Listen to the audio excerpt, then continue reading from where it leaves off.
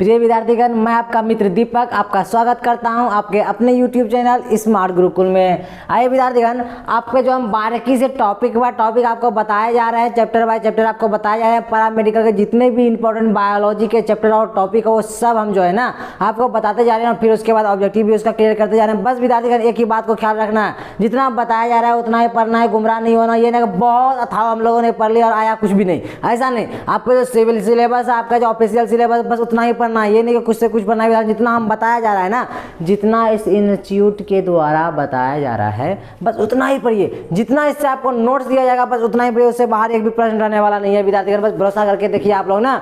आया उसी तरह टॉपिक को आगे बढ़ते हुए, टॉपिक इतना इंपॉर्टेंट था, चूंकि ये टॉपिक में कोई मायने नहीं रखता था, लेकिन ये टॉपिक को छोड़कर इग्नोर कर आगे बढ़ना भी जो है ना एक प्रकार का गुनाह होता ना। इसलिए हम लोगों ने क्या सोचा है कि इस टॉपिक को भी साथ में लेकर चलिए और ये टॉपिक को याद कर लेना है, आंख बंद करके याद कर लेना। अगर समझ में आया तो अच्छी बात है, नहीं तो इसको 10 बार 20 बार 50 बार लिखना है विद्यार्थीगण, और इसको जो है खा लेना है, याद करना है। क्यों? क्योंकि इससे ना प्रश्न देखने के लिए मिलता है ना।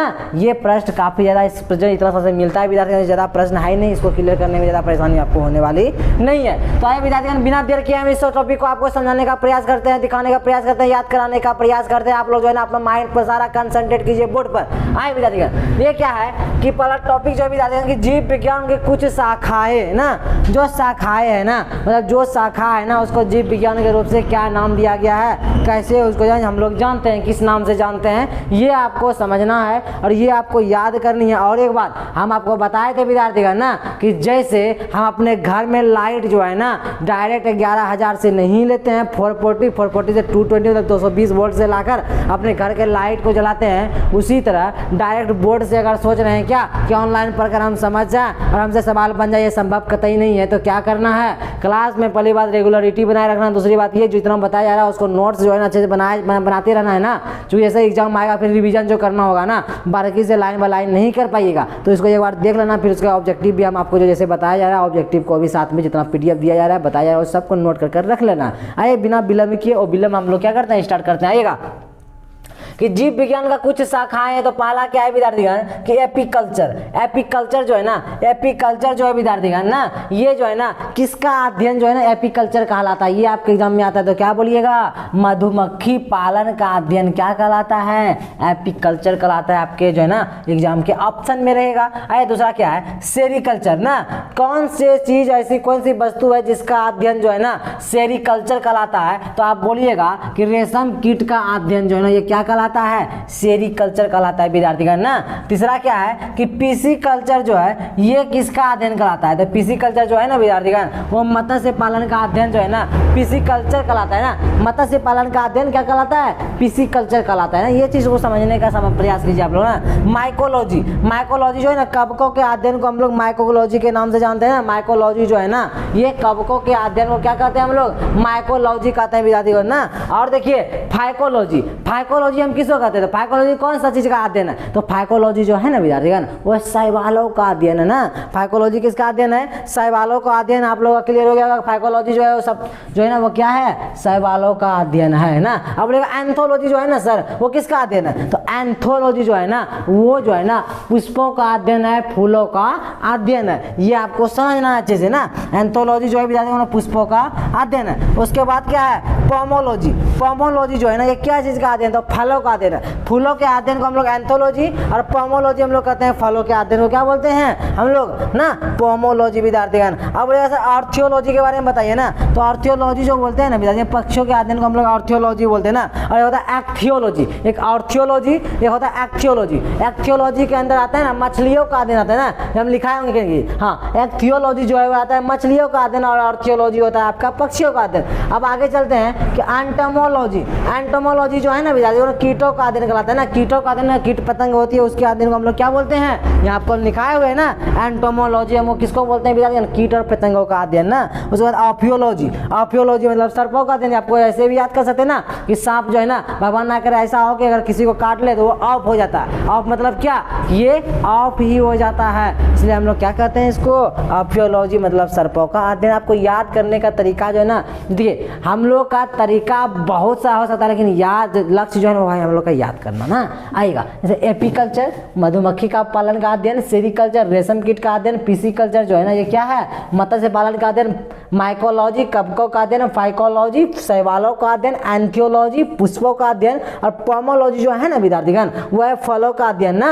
और आर्थियोलॉजी पक्षियों का अध्ययन ना, और एक्थियोलॉजी जो है वो मछलियों का अध्ययन, एंटोमोलॉजी कीटों का अध्ययन, और ऑफियोलॉजी सबसे लास्ट और अंतिम प्रश्न ऑफियोलॉजी जो है ना वो सर्पों का अध्ययन है ना आएगा विद्यार्थीगण। अब हम लोग जाते हैं दूसरे टॉपिक में, दो टॉपिक को हम एक साथ रखें क्योंकि ये दो टॉपिक जो है ना काफी सिमिलर तो खैर नहीं है, लेकिन इससे प्रश्न काफी ज्यादा देखने के लिए मिलता है, छोटा छोटा टॉपिक था इसलिए दोनों को हम एक साथ लेने का प्रयास किए, दोनों एक साथ लिए आएगा।